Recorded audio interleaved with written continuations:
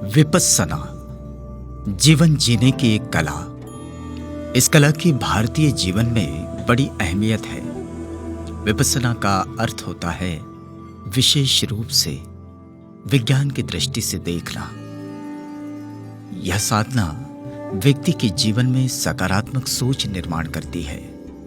इस साधना से मनुष्य का जीवन सभी विकारों से, दुखों से विरक्त हो जाता है। जीवन सुखमय करने का एक मार्ग है विपस्सना। आज पूरी दुनिया इस पथ पर चल रही है। भगवान बुद्ध ने जो सामाजिक क्रांति की, उससे मानवीय मूल्यों की पुनर्स्थापना हुई। समानता, स्वतंत्रता, बंधुता और न्याय पर समाज का निर्माण हुआ। भारत में सभी जगह खुशहाली ही खुशहाली थी और इस खुशहाली को मौर्य साम्राज्य का अंतिम वारिस बृहद्रथ की हत्या के बाद प्रतिक्रांति में तब्दील कर दिया गया। तब से बुद्ध धम्म का पतन शुरू हुआ। इस प्रतिक्रांति में विपस्सना भी लुप्त हो गई, लेकिन ब्रह्मदेश में इसका अस्तित्व वैसा ही था जैसे 2500 साल पहले भगवान बुद्ध ने जो बहुजन समाज को दिया था। आज भारत में जो हम इस साधना को सीख रहे हैं, वह केवल विपस्सनाचार्य गोयनका जी की वजह से। उन्होंने इस विद्या को ब्रह्मदेश में सीखा, समझा और भारत में पुनर्जीवित किया। नासिक इगतपुरी में इस साधना का मुख्य केंद्र है। बोरीवली में 100 एकड़ भूमि में इस केंद्र से पूरे विश्व को विपस्सना साधना सिखाई जाती है। इसी केंद्र की एक शाखा नागपुर है। जी हाँ, यह है धम्म सुगति विपस्सना केंद्र। यह केंद्र उत्तर नागपुर में सुगत नगर में स्थित है। इस केंद्र में पिछले 20 सालों से यह ध्यान साधना अर्थात विपस्सना सिखाई जा रही है, जिसका लाभ न केवल नागपुर के लोग ले रहे हैं, बल्कि पूरे विदर्भ से युवा, महिला, बालक तथा पुरुष साधक ले रहे हैं। शुरू में ही हम लोगों ने सिद्धार्थनगर बिहार में जब थे तो एकायनों धम्म प्रशिक्षण संस्था की हमने स्थापना की थी और उसी संस्था के मार्फत हम लोग यहाँ पर एक केंद्र की निर्मित करने लगे। केंद्र के में जो साधक लोगों ने हमें धम्मदान दिया, सेवा दी, उनकी और भी प्रेरणा जागने लगी और धीरे धीरे उनके दान में से हम लोगों ने दूसरा धम्म हॉल निर्माण किए, तीसरा धम्म हॉल निर्माण किया हम लोगों ने और 10 दिवसीय शिविर लेने का हम लोगों ने संकल्प किया। इसके लिए हम लोग पूज्य गोयनका गुरु जी से जाकर मिले इगतपुरी में, धम्मगिरी में। गुरु जी को बताया गया है कि यहाँ पर ऐसा ऐसा केंद्र हम लोगों ने शुरू किया है। तो गुरु जी ने हमें शुरू में कहा ऊपर धर्म में पको, धर्म का अभ्यास करो और बाद में केंद्र चालू करो। फिर दूसरे साल हम गुरु जी को जाकर मिले और गुरु जी को यहाँ के सुगत नगर के केंद्र के बारे में पूरी मालूमात हमने गुरु जी को दिए। क्या इस प्रकार का हम पुराने साधकों ने एकत्रित होकर एक केंद्र की निर्मित की है। पूज्य ने गोयनका गुरु जी ने सम्मति दिए और उन्होंने कहा कि जब भी मैं नागपुर में आऊँगा तो केंद्र पर आऊँगा और केंद्र का अवलोकन करूँगा और अवलोकन करने के बाद में केंद्र का मैं खुद नाम दूंगा। उसके पहले हम लोगों ने इस केंद्र का नाम धम्म भूमि नाम दिए थे। योगा ऐसा है कि पूज्य ने गोयनका गुरु जी 6 अक्टूबर 2000 को यहाँ पर आए। यहाँ हम लोगों ने एक दिवसीय शिविर का आयोजन किए थे। सुबह 4 बजे से लेकर 9 बजे तक साधना शुरू थी यहाँ पर। पूजनीय गोयनका गुरु जी उस दिन आए 6 अक्टूबर 2000 को और यहाँ पर हजारों की संख्या में साधक साधिका उपस्थित थे। गुरु जी ने यहाँ आकर उनको मंगल मैत्री दी और गुरु जी बहुत खुश हुए साधकों को देख के। सुबह 4 बजे से लेके 9 बजे तक साधक साधना कर रहे थे। केंद्र के बाहर भी हजारों की संख्या में साधक साधिका उपस्थित थी, साधना कर रही थी। गुरु जी बहुत प्रसन्न हुए और गुरु जी चौक यही इस केंद्र से लेकर सुगत नगर चौक तक पैदल चलते गए और लोगों को धम्म प्रेरणा दी और मंगल मैत्री दी। गुरु जी यहाँ से इगतपुरी जाने के बाद पूजनीय गोयनका गुरु जी ने इस केंद्र का नाम बदल दिया और इस केंद्र का नाम धम्म सुगति नाम दिया उन्होंने। तब से इस केंद्र को धम्म सुगति केंद्र करके जाना जाता है। सबसे बड़ी उपलब्धि ये रही कि पिछले 26-27 साल से हम साधक साधिकाओं ने सिद्धार्थनगर बुद्धिविहार में जो साधना शुरू की थी, सामुदायिक साधना, प्रत्येक रविवार को हम एकत्रित होकर साधना करते थे। वो साधना आज भी जारी है। वहाँ 5 साल साधना करने के बाद यहाँ पर हम लोगों ने साधना शुरू की, लेकिन वो जो सामुदायिक साधना थी, प्रत्येक रविवार को हम एकत्रित होते थे, वो आज भी जारी है। इस धम्म सुगति विपස්සना केंद्र में 10 दिवसीय शिविरों के साथ बाल शिविर का आयोजन भी किया जाता है। रविवार को सुबह सामुदायिक साधना का निरंतर 20 सालों से आयोजन हो रहा है। मन को केंद्रित करने से स्मरण शक्ति बढ़ती है, इससे काम के प्रति लगाव बढ़ता है। छात्र छात्राओं के लिए ये साधना काफी फायदेमंद है।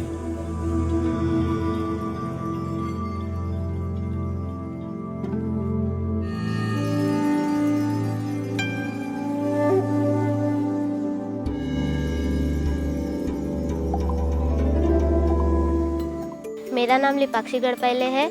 मैं अभी 12 साल की हूँ। मुझे विपश्यना करना बहुत अच्छा लगता है। इससे पढ़ाई में भी बहुत फ़ायदा होता है और मन एकाग्रित रहता है। और मैं अभी 2-3 महीने से विपश्यना करती आ रही हूँ और इसका पढ़ाई में भी बहुत फ़ायदा होता है। बिहेवियर अच्छा होता है इससे।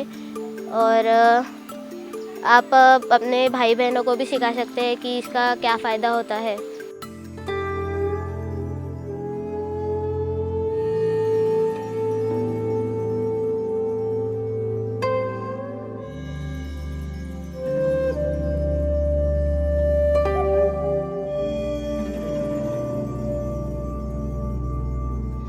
मेरा नाम साक्षी लोहित नांदगावे है और मैं 15 साल की हूँ और मैं बचपन से ही इस विपश्यना केंद्र में आती हूँ और यहाँ पे आके विपश्यना करना मुझे बहुत पसंद है। और विपश्यना से पढ़ाई में मन लगता है और मन शांत रहता है और पढ़ाई में इसका बहुत फ़ायदा होता है। समानता, यह बुद्ध धम्म की आधारशिला है। सबका मंगल इस विचारधारा में अपेक्षित है। महिला पुरुष, अमीर गरीब, लिंग भेद, प्रांतवाद, इन सब को यहाँ कोई स्थान नहीं। इन तत्वों का पालन यहाँ होता है। सभी प्रकार के पापों का ना करना, कुशल कार्यों को संपादन करना, अपने चित्त को परिशुद्ध करना, यही बुद्ध की शिक्षा है।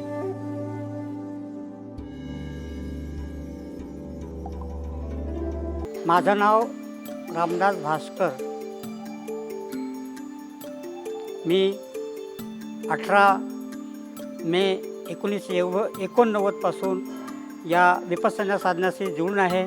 प्रथम शिबिर केल्यानंतर मला ज्या 10 दिवसाच्या अनुभूती प्राप्त झाल्या त्यामध्ये माझं मन एकदम भरून आलं आणि मग विपश्यना साधनामध्ये अहोरात्र काम करून जुळून आहे। प्रथमतः ज्या ठिकाणी कार्यरत होतो शासकीय कार्यालयामध्ये कामसुद्धा विपश्यना साधनेद्वाराच करत होतो। 19 वर्ष होत आहेत या केंद्राशी जुळून आहे आणि लोकांची अहोरात्र सेवा करत आहे। या सेवेमध्ये माझ्या ज्या अंगचे गुण होते, तृष्णा होती, लोभ होता, द्वेष होता, मत्सर होता, हे सर्व हळूहळू लुप्त झालेत आणि ह्या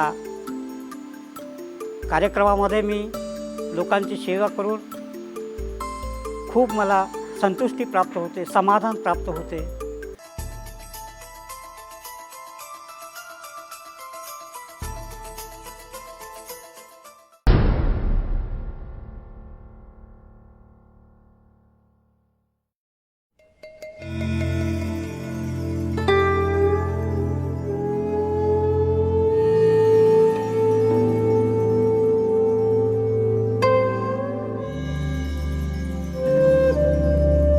नाव Chandrakala Haridas Meshra, new Thaware colony, flat number 131ला राहते। मी ते बऱ्याच वर्षापासून विपश्यनेला येत आहे। मला तसे 15 वर्ष झाले आहे विपश्यना करायला। माझ्या मनाला खूप शांती मिळाली। माझे आंतरिक विकार जे होते ते सगळे निघाले आणि मी सर्वांना मंगलमैत्री देतो। हे आपलं बुद्धाचा मार्ग आहे। 10 दिवसीय इस शिविर में 3 दिन आनापानसती, अर्थात सांस कैसे ली जाए, कैसे छोड़ी जाए, उसे महसूस करना होता है। शेष 7 दिनों में सर से लेकर पांव तक सभी संवेदनाओं को प्रतिक्रिया किए बगैर महसूस किया जाता है।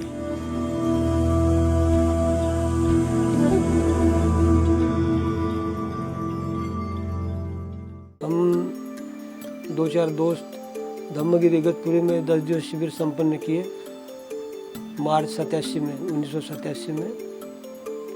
और शिविर करने के बाद एक बात समझ में आ गई कि साधना शुद्ध है, साइंटिफिक है, और ये मन में जो विकार है, विकारों को दूर करने वाली है। ये समझने के बाद हम लोगों ने श्रद्धा व्यक्त करते हुए इस साधना को हम लोग सिद्धार्थनगर बुद्ध विहार में सभी साधकों ने एकत्रित होकर के एक बार हम लोगों ने एक सभा लिए। सभा में हम लोगों ने ठहरा लिए कि साधना कल्याणकारी है और ये धम्म, ये जो साधना है सबसे ज़्यादा से ज़्यादा लोगों को मिलनी चाहिए और धम्म का प्रचार होना चाहिए। इसलिए हम लोगों ने सिद्धार्थनगर में 14 अप्रैल 1987 से साधना शुरू की है।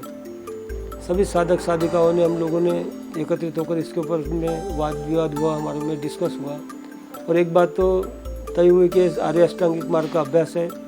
भगवान बुद्ध ने 4 आर्य सत्य बताए और अष्टांगिक मार्ग बताया, आर्य अष्टांगिक मार्ग और प्रतीति समुत्पाद, इसका शुद्ध रूप से अभ्यास है। ये समझने के बाद हम लोगों ने साधना शुरू की है। और जितने भी भगवान बुद्ध के मानने वाले लोग हैं उन लोगों में कोई मतभेद नहीं है। 4 आर्य सत्य के बारे में, अष्टांगिक मार्ग और प्रतीति समुत्पाद के बारे में सारे विश्व के लोग ये 3 बात को जानते हैं और किसी में भी इसके बारे में कोई मतभेद नहीं है। और 10 दिवस शिविर करने के बाद में एक बात समझ में आई कि ये शुद्ध रूप से आर्य अष्टांगिक मार्ग का अभ्यास है। तो जो भी मन के अंदर में कुछ कूट प्रश्न रहते हैं, किसी बारे में शंका कुशंका रहती है, तो जो वरिष्ठ भिक्षु लोग हैं, वरिष्ठ आचार्य लोग हैं और साधना में पके हुए लोग हैं, उन लोगों से हम लोगों ने मार्गदर्शन लिया और हम लोगों ने इस साधना को शुरू किया। तो सभी लोगों का कहना निकला कि ये साधना शुद्ध है, साइंटिफिक है और इसके अंदर में कुछ भी अंधश्रद्धा नहीं है और किसी भी प्रकार का कर्मकांड नहीं है। इस विपश्यना शिविर के अंदर में सभी जात संप्रदाय के लोग आते हैं और लाभान्वित होते हैं और लाभान्वित हो रहे हैं, सारे विश्व में लाभान्वित हो रहे हैं।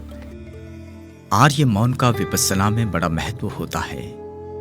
यह चंचल मन को अपने काबू में करने का एक बहुत महत्वपूर्ण साधन है। यहाँ आर्य मौन का पालन अनिवार्य है।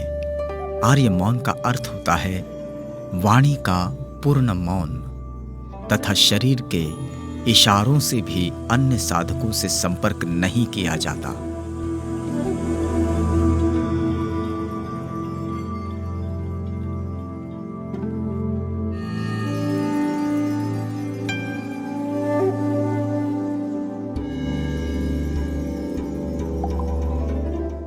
मी भंते कोंडान्य धम्मसुगतीमध्ये जेव्हापासून हे धम्मसुगती या ठिकाणी निर्माण झाली तेव्हापासून या ठिकाणी मी विपश्यनेला येत असतो आणि या ठिकाणी येऊन आनापानाचा अभ्यास आणि विपश्यनेच्या अभ्यासाद्वारे आपल्या मनातील शांती आणि आपल्या वाईट विचारांना दूर करता करता आज जवळजवळ मला 27 वर्ष या ठिकाणी झालेले आहेत। येताना या विपश्यनेच्या माध्यमातून स्वतःच्या दुःखाला दूर करण्याचा मार्ग हा तथागत भगवान बुद्धांनी जो आपणा सर्वांना बहुजन हिताय बहुजन सुखाय जो दिलेला आहे। या ठिकाणी अनेक उपासक या भागातील उत्तर नागपूरमधील या नागपूर परिसरातील सर्व आजूबाजूच्या खेड्यापाड्यातील लोक या ठिकाणी जास्तीत जास्त संख्येमध्ये येत असतात आणि विपश्यनेला येऊन आपापल्या दुःखातून मुक्त होत असतात।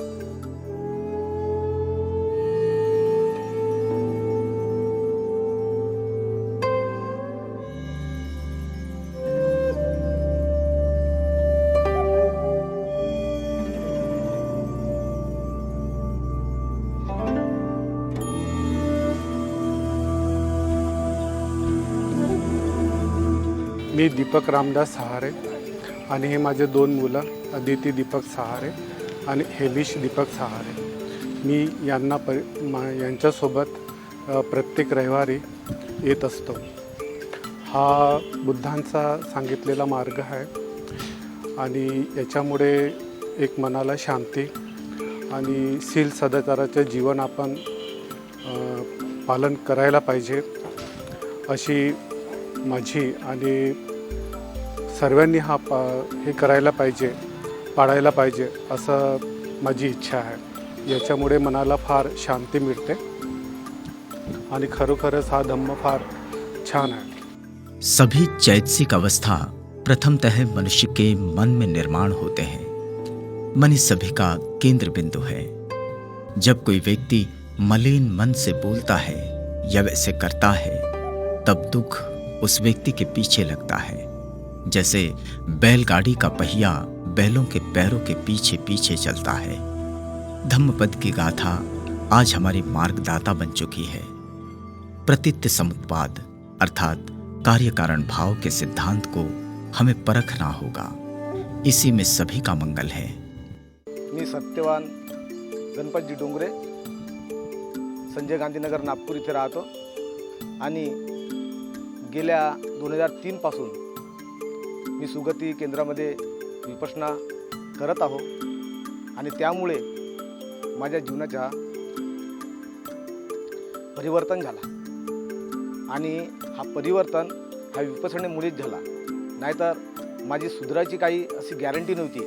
परंतु 2003 पासून पहिला शिबिर, दुसरा शिबिर, तिसरा शिबिर असे 5-6 शिबिर केल्यानंतर माझ्या जीवनामध्ये परिवर्तन झाला आणि जीवनात परिवर्तन झाल्यानंतर मी दुसऱ्यांना बी हे प्रेरणा दिली की तुम्ही पण शिबिर करा आणि आपलं जीवन सुखमय करा.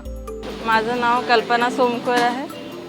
मी विपश्यना साधना शिबिराची मी आचार्य आहे आणि आमचे शिबिर लहान मुलापासून 8 ते 12 वयोगट ते म्हाताऱ्यापर्यंत आमचे हे शिबिर असतात. लहान मुलांचे पण शिबिर राबवत असतो आणि मोठ्यांचे पण शिबिरामध्ये आम्ही धम्मसीटवरून सेवा देत असतो.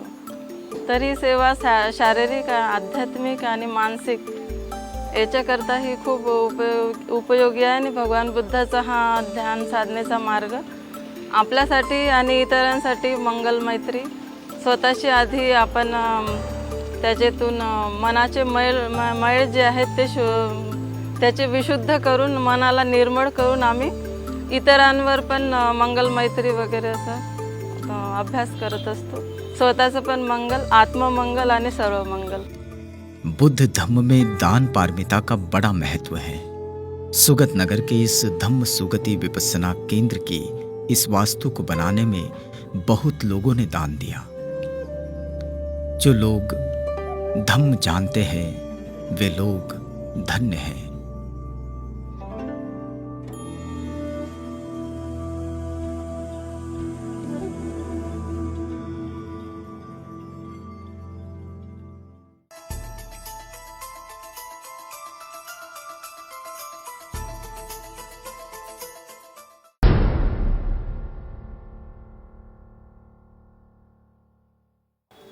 सिद्धार्थनगर बुद्ध विहार में तो साधक दिन ब दिन आने लगे, बढ़ने लगे और हर महीने में 1 दिवसीय शिविर हम लोग संपन्न करते थे.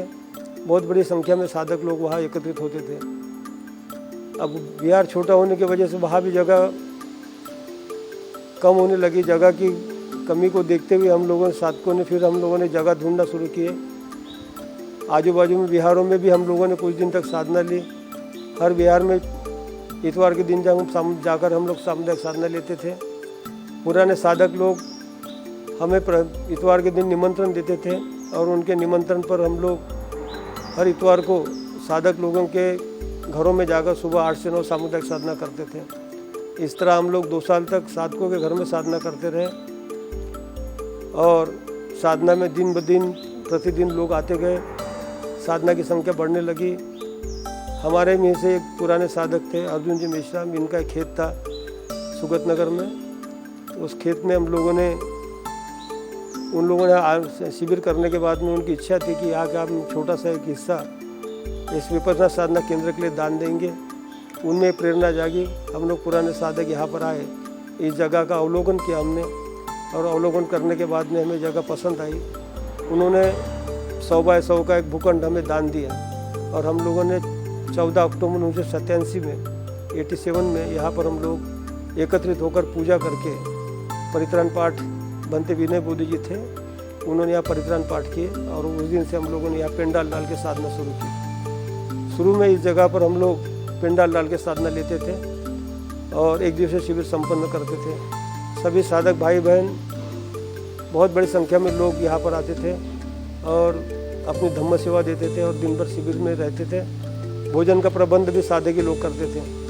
इस तरह हम लोग धीरे धीरे 1 साल तक पेंडाल डालकर साधना करते रहे। साधक लोगों का अच्छा प्रतिसाद मिलने लगा, दान आने लगा। दान आने के बाद में हम लोग साधक लोगों ने फिर यहाँ एक छोटा सा धम्म हॉल का निर्माण किया और एक दिवसीय शिविर हम लोगों ने धम्म हॉल के अंदर में लेना चालू किए। यहाँ पर भी लोग सुबह शाम साधना को आने लगे और साधना को आने के बाद में सभी साधक भाई बहनों ने और भी संकल्प किया कि इस केंद्र को बढ़ाया जाए। तो केंद्र बढ़ाने के लिए उन लोगों ने अपनी धम्म सेवा शुरू की और दान देना शुरू किए। इस मार्ग पर चलना इतना आसान नहीं। यहाँ मित्र के साथ शत्रु भी साथ साथ चलते हैं। शत्रु मित्रों को चिन्हांकित करना यही सही मार्ग है। मित्रों में श्रद्धा, वीर्य, स्मृति, समाधि और प्रज्ञा है। शत्रु पक्ष में राग, द्वेष, आलस्य, पश्चाताप और शंकाएं हैं। शत्रु को परास्त करने के लिए यह साधना मददगार साबित होती है। तत्वज्ञान भूखे पेट सुनना संभव नहीं। भोजन हर व्यक्ति की आवश्यकता है। यहाँ सभी को ज्ञान के साथ भोजन भी दिया जाता है। भोजन की व्यवस्था केंद्र से ही की जाती है।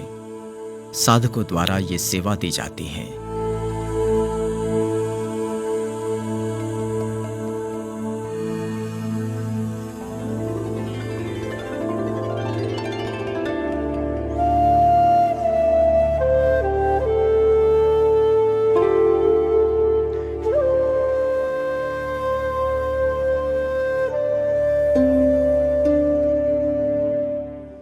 माझे नाव कुसुम किसन सुखदेवे, राहणार आवडेनगर।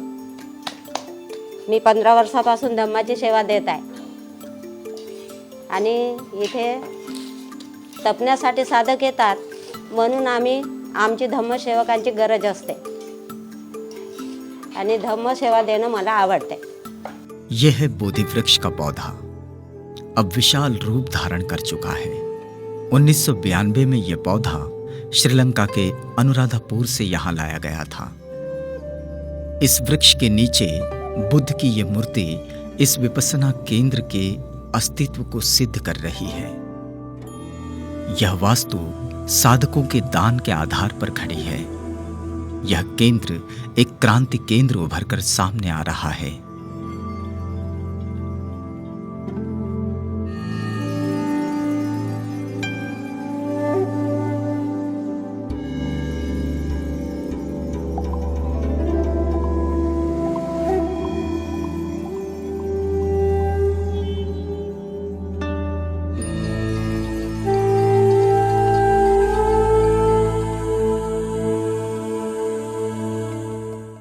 माझे नाव मोगराज भगवानदास राऊत आहे।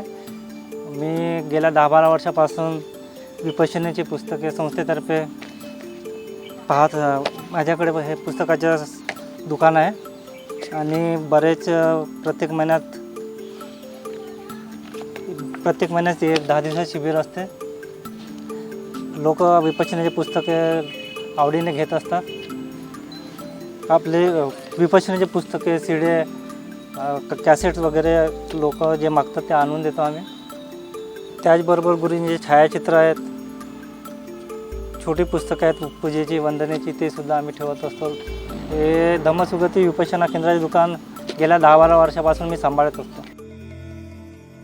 इस विशाल वास्तु में 4 धम्मा हॉल है। महिला और पुरुषों के लिए पृथक पृथक रहने की व्यवस्था की गई है। 10 दिवसीय शिविर में यहाँ रहने और भोजन की व्यवस्था भी होती है। भगवान बुद्ध के इस विचार को पूरे विश्व ने जाना और माना भी। यह विचार शुरू में कल्याणकारी है, मध्य कल्याणकारी है और अंत में भी कल्याणकारी है। बस उसे विशेष रूप से देखना है और यही विपस्सना का उद्देश्य है।